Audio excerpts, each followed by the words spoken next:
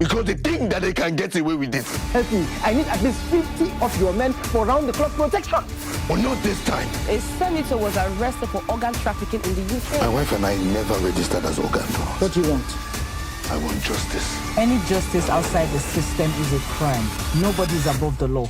They will pay.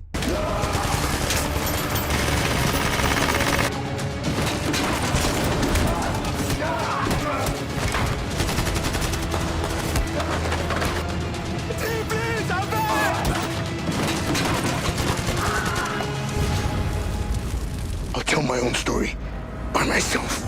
So I've always been into film. Just like I said, growing up, I did TV and video production, and I've always been into content creation. So in 2013, I had my manager, Steve, introduced me to a family friend, and they owned MIT.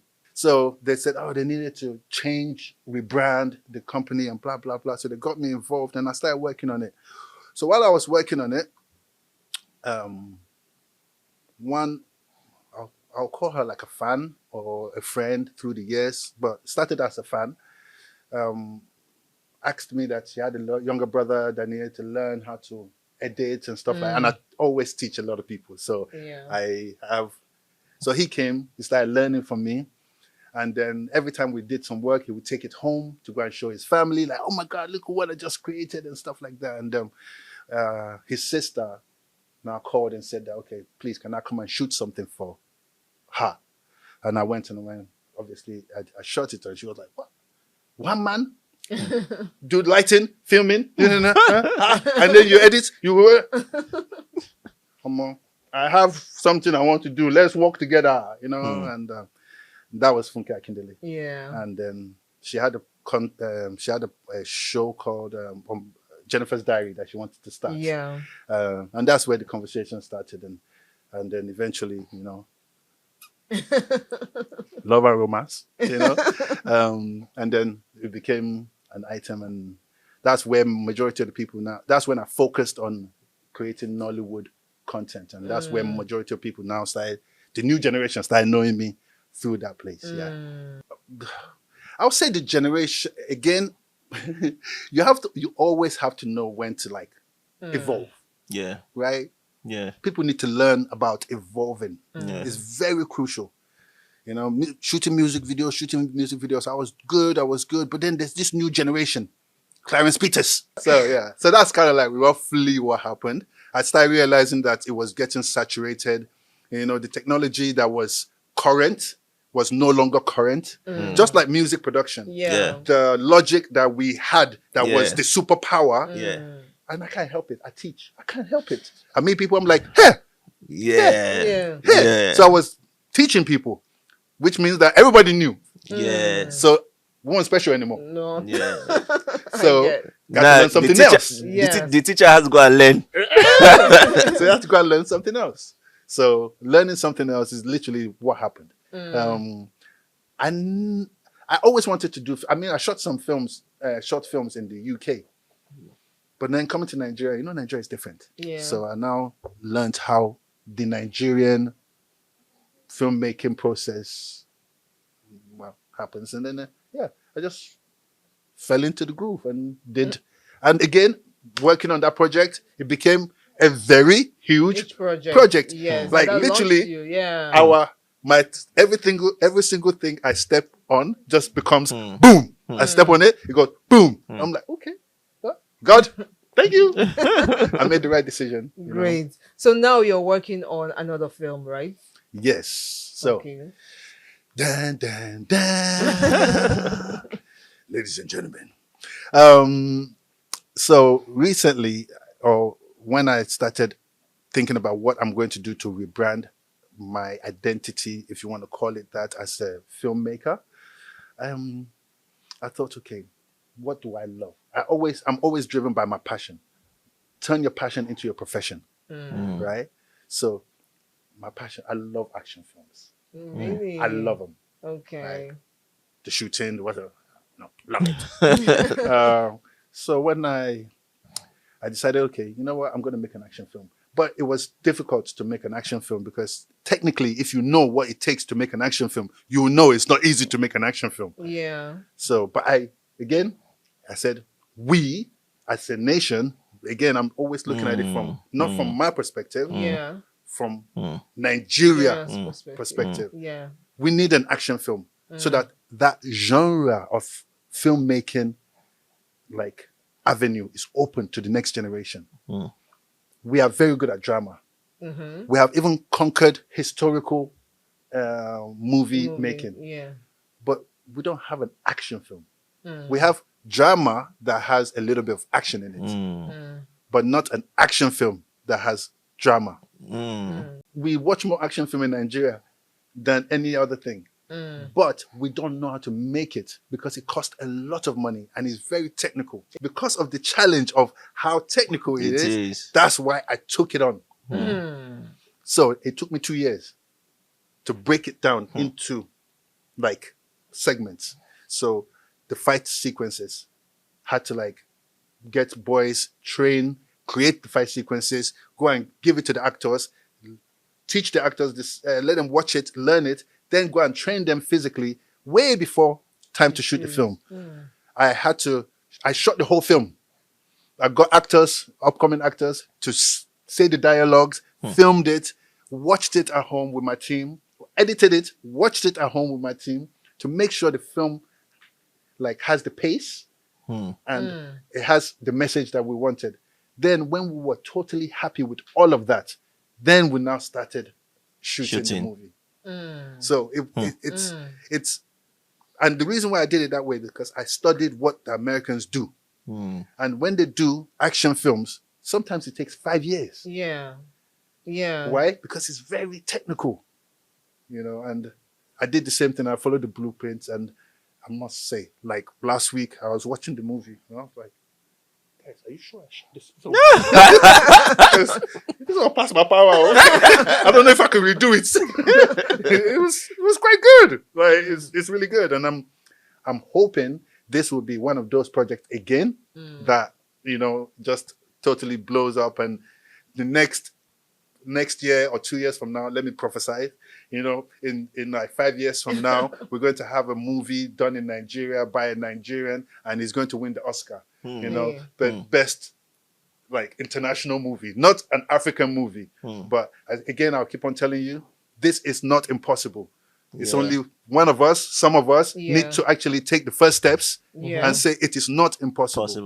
And while making this movie, I actually documented everything. Nice. I did the documentary, filmed every process, Nice. and I'm going to deliver it to the next generation through whatever platform, YouTube, whatever. Learn, study what I did, and improve it.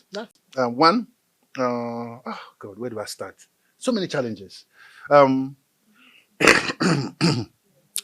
My first challenge, I would say, is when you talk about action films, you're talking about guns and the materials used in the action film. They're not easily found in Nigeria. Yeah. So, and unfortunately for me, even one of the biggest names, and I don't want to mention, one of the biggest names in Nigeria that does, you know, effects and stuff like that, you know, was supposed to work on this project, and we had a deal, everything was set, and last minute it pulled out. Wow. Didn't have the guns, didn't have the makeup, didn't have anything, and the date was already set. How did you That was do the it? biggest challenge for me. So I had to literally write a letter to the IG of police and tell them my intention. I need guns for my movie, right? And they were like, "Okay, what do you need?" And I went into websites in America, found a company that does props.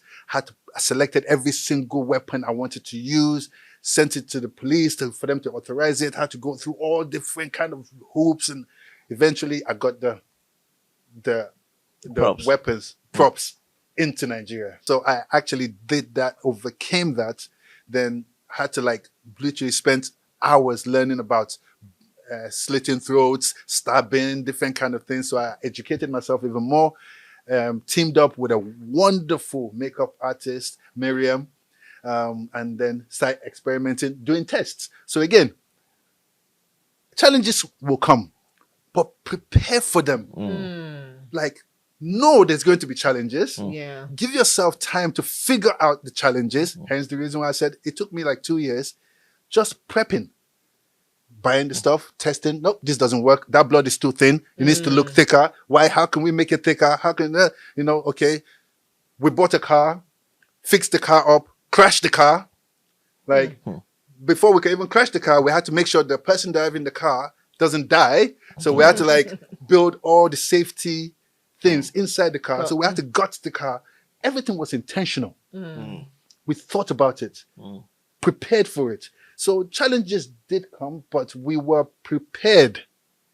You know, the other challenges I would say is, you know, some people miss their flights. And once they miss their flights, it's a window. This actor only gave me 4 days. This one only gave me 2 days.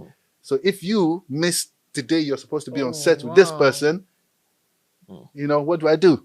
I had one of those issues. Thank God for knowledge. I had one of those issues with SODK. We were on set and he was shooting the car stunt scene. Yeah.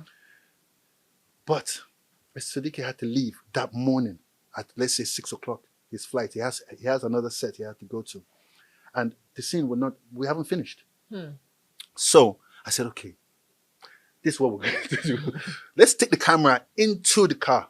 And we shot SODK's car scenes. Now, coming out of the car, let's just show this part of the car. Him coming out of the car. Yeah. And then he walked that way.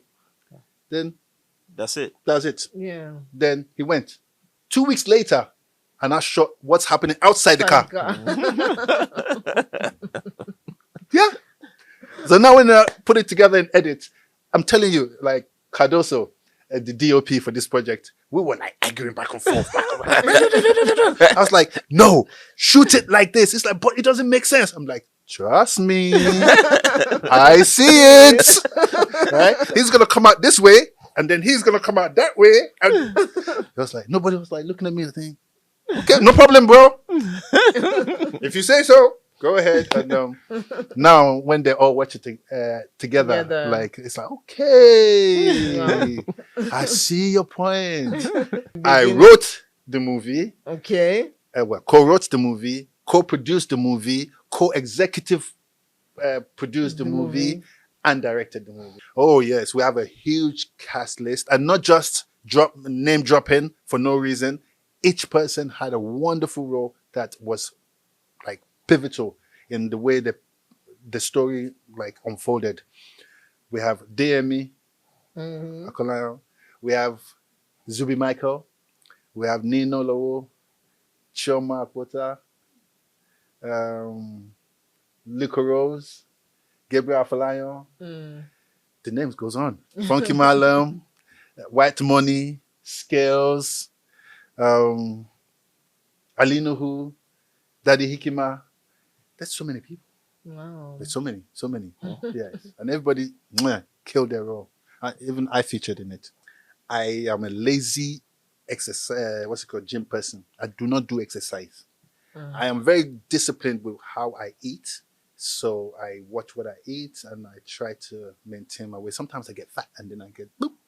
So, but when it comes to my mind or to my existence, I give glory to God. You know, I'm a dedicated Muslim man, and I try my best to keep up with prayers and educating myself about faith.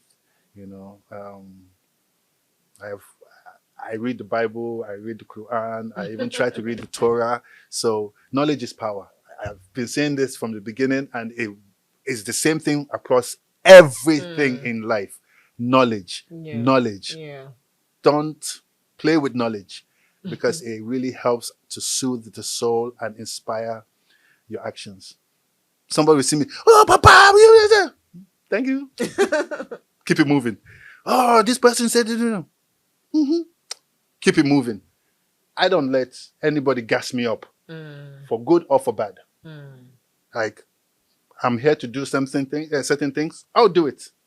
If I feel like this is what I believe is right, I will do it. If it's wrong, I'll walk away from it. I don't let anybody dictate or put me under pressure. I was a very young celebrity. Yeah. And I learned from that time that their opinions mean nothing. So, no, I don't want to say the full thing. Someone taught me. They said opinion is like a thing where that people come out. Right? And everybody's got one. Yeah. Yeah. And most of them, they're full of air. Right? So don't listen to anyone. Do what is within you. And I think that has helped me because, yeah, just Interesting. when people, okay, for instance, especially now, this day and age that we're living in, I grew up, I grew up with Instagram, I grew up with all this social media stuff. So sometimes I'm at home and then I'll get at JJC and this, they'll say, JJC this, JJC this. And I look, I'm like, huh? That's not me. Oh, they want me to reply. No. No. Whatever you think you know, now you think I'm. Now you know I'm. It doesn't affect me at all. Like, that's the honest truth. And I think if you can have that kind of mentality, you have a very peaceful life. Peace is very important. Yes. Very, it's very so important. underrated. I never did anything for fame. I did it because there was a reason. Just like, and it's like, I feel like both your questions are answered. I can answer with one. I never started doing music just making music. I wanted to pass a message. So I was realizing that people are not proud to be Nigerian. Everybody's hiding. I spoke to someone. I just spoke to the person, and the person said, my name is Kayode. And I'm like, oh no, he said, my name is Kayode. I'm like, do you mean Kayode? He says, shut up. My name is not Kayode. My name is Kayode. Wow. Just call me K. Wow. Right? Because they didn't want to identify to where we came from. So I was like, was it in Bell? Shut up. You are not, we're Africans. Yeah. You are not Nigerian. Yeah. You are not Jamaican. You are African. No. You are not American or African American. It's either you're African or you're American. Which one are you? Kind of thing. So I wanted to tackle issues. And I believe growing up, listening to Fela and stuff like that, there was a reason why you make music. Yeah. Yeah. And I was that generation. But then again, music mirrors society, or should I say music, art imitates life. The new generation are all about the good life, money, fast cars, traveling the world, women, BBL, and all these things. That is what you see on social media because that is what we portray. And when the musicians go to make music, they portray what they see. Yeah. Some musicians do actually speak and say some messages and really good ones, but you don't want to listen. That's not what you want. What you want is to have a good time and jackpot. So that is what you inspire to, and it's not the fault of the musicians because it's just the world. I remember that was so funny because I remember when I first came, I used to hang out with like Click Me, Tunde Ednot, all these people, and it's like everybody was like, "Are you crazy? You British? Why would you come back to Nigeria? We are looking for a way out. You are looking for a way in. Abdul, you are getting it wrong. But no, I think people are underestimating the capability and the possibilities in Nigeria. Yes, we have our challenges, but everywhere in the world there's challenges. I just love Nigeria. I love being Nigerian, love being African. And yes, we have some difficulties, but I'm not going to give that up for anything. If you really want to jackpot, I'm not saying don't jackpot, because me that have been there, I only have the mouth to talk, say I want to come back home because I've been there. Right? So if you have the opportunity to japa, do it legally. Right? Do it legally. And then when you get there, don't get lost. Don't forget that you came from somewhere that you could actually use the japa to improve your life and the lives of your family. Majority of people that go there and forget are the ones that end up becoming the slaves to the society over there. So just use the platform with every situation in life, capitalize on it and do something great with it. So, if while you guys are editing this, maybe you should try and like put in a little snippet and you see there means gun, gun, gun, gun, gun, action moves. I think this is the first official action movie. Yes, we've had, again, I'll say, we've had drama that had a little bit of action in it. Okay. Yeah, even though I'm gonna get to the saga that I shot, I put a little bit of action in it. But this one is, I'll call it more, Nigeria normally we will say drama 70%, action 30%. Yeah. This one is 70% action, 30% drama. Originally, the movie is called Seeking Justice. And I wanted to call it Seeking Justice. So when you Google on YouTube or Google Seeking Justice, you will see different things. So we wanted something that was unique to Nigeria. Yeah. And the distribution company, especially Film One, they were like, guy, bring it home now. We've watched the film. We love the film. But the title doesn't speak to Nigeria. And then, obviously, when you see like my crews or you see videos of us moving around, there's like 100 people wearing Seeking Justice. So people used to stop and go, who are we seeking justice for? Let's seek justice. Yes, we are down. I'm like, okay, calm down. And then the distribution company asked me, who are we seeking justice for? Said, do you want the government to be upset with you because you are causing a riot? Or like, I said, okay. Well, the movie's about HAKEEM, the character. Yeah. So HAKEEM is seeking justice. HAKEEM seeking justice. Great. And then everybody's blood pressure went down. So, good to go. It's above the law. It will be.